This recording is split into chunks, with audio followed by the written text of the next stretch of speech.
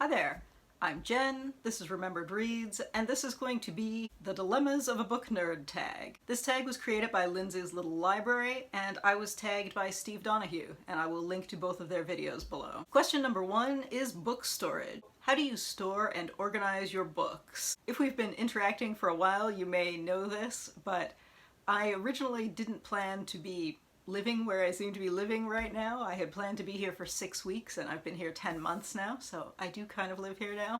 But because this wasn't my original plan and I haven't officially moved things, 90% of my stuff is actually in storage in other cities.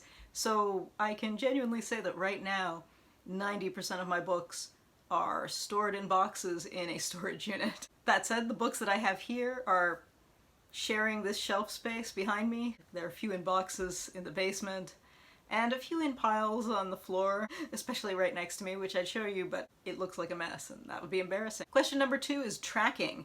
How do you keep track of what you've read and what you own? Most of the time, between 70 and 90% of the books that I read every year are from the library, so luckily that means I don't have to track what I own most of the time. I do have some accumulation of books that I own and haven't read, but I honestly don't track them. I just hope that I eventually get to them, and then eventually I'll thin them out if they're things I've read or that I later realize that I don't want to read. In terms of books that I've read, I use Goodreads. I've been on Goodreads since 2007.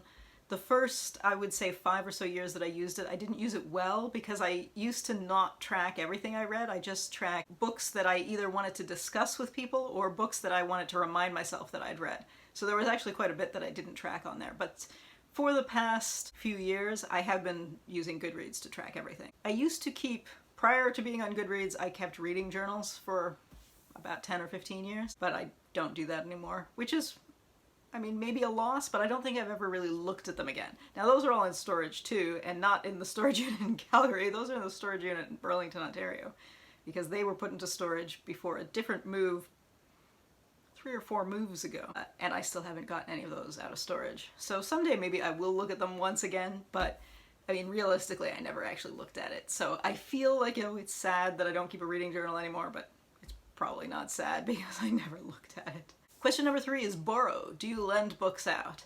And yes, I do, but I probably shouldn't because I almost never get them back. I think that's pretty normal. When you lend a book, I think you have to accept that you're basically giving it away. I've had a few people remember to give books back to me, but for the most part, yeah, I assume that they're keeping them. And usually I don't regret that because it's sharing the joy and it's nice, but I've said this before, but I lent one of my favorite books, which is now out of print, to a friend who I have now mostly lost touch with, and I don't think I'm ever gonna get that back, and it's hard to replace.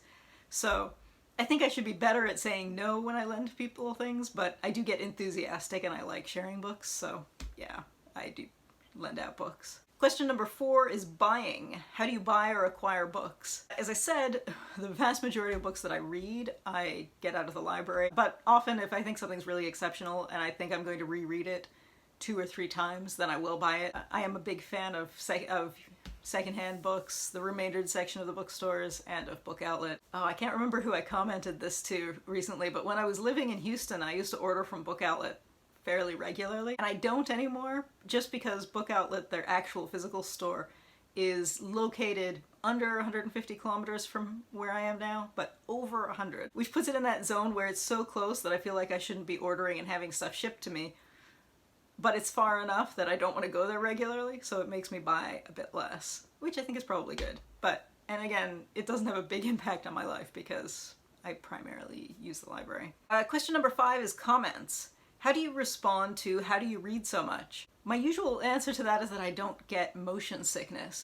I have known people who can't read on trains, buses, planes, and I can't imagine how much less I would be reading if I couldn't read in those situations, because yeah, that's the majority of my reading time. And if you have especially a single directional type commute where you don't have to pay a lot of attention, you're not in danger of missing your stop, it's a great way to get through stuff.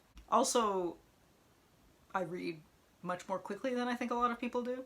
But I think that's one of those things where it's the more you read, the faster you read, because I know that I can kind of rank of the 6 languages that I read in.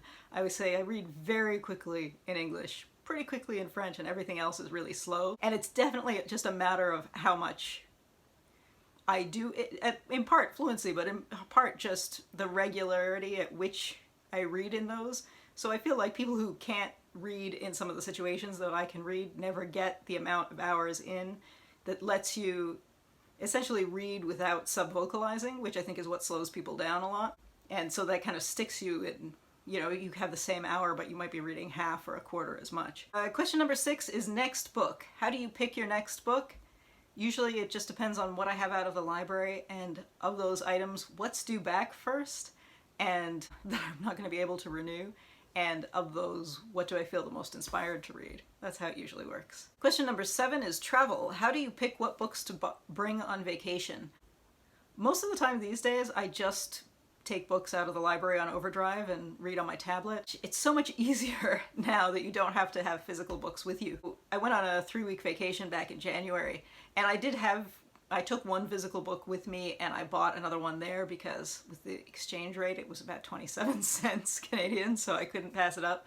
But yeah, in general it's so much easier to just read ebooks when you're traveling. I can't imagine going back to physical books because it just changes the weight of everything. And in that case, it's the same as with how I pick my next book. What holds have come in, what was I able to download on that was listed as available now, and there you go.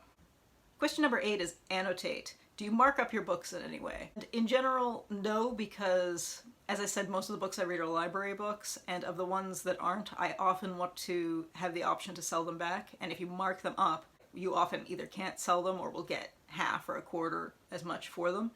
And when you're exchanging books, it's something you consider. If it's a book that I figure I'm probably going to keep, I do dog-ear pages to see what I want to go back to. And if I am reading a book that I own and that's in a language that's not English or French, then I'll sometimes underline words to go back and look up. But yeah, in general, I don't annotate. Question number 9 is new or backlists. Which do you prefer? And I don't have any kind of preference. It comes down to availability. A lot of new stuff will, if you're buying it, it's higher priced because you won't be able to find it secondhand yet or remaindered yet. And if you're waiting on your library hold, if you get in there far enough pre-publication, you'll sometimes be the first person in the queue and you get it right on publication day or the next day, which does happen to me occasionally when I remember to put things on hold before they come out. But in general, they just take longer. So I don't have a strong preference, but it's certainly easier to get older books. All right, question number 10 is sequels. Do you read books in a series as they're released, or do you wait until they're all done? I think with a lot of series, you don't know if they're done. So yeah, I tend to read as they're released. I like to read books out of order, in part just because I have weird issues surrounding being forced to read series in order by my parents as a child. They were really weird about that if I was taking a book out of the library. Like, this is a series, you need to read the first one. And I reject that because I think if the books are any good, you can read a series out of order and it's fine. But yeah, if I'm already reading a series, I will pick the books up in order as they go. I feel like if you wait until a series a lot of times you don't know if a series is done. Some of these series, they start as a trilogy and you think they're finished, and then it turns out the author is going to write another 15 books in the series or something. Or they die, and then you'll never get to read them at all. So what are you going to do there? All right, and that was the final question. So I guess I should tag some people. I'm going to tag Heidi from My Reading Life and Shannon Riddler, because I don't think either of them have done this. I don't think I've tagged either of them lately in anything. And as always, if you haven't done this tag, but you would like to be tagged, please consider yourself tagged. That's it for now. Ciao.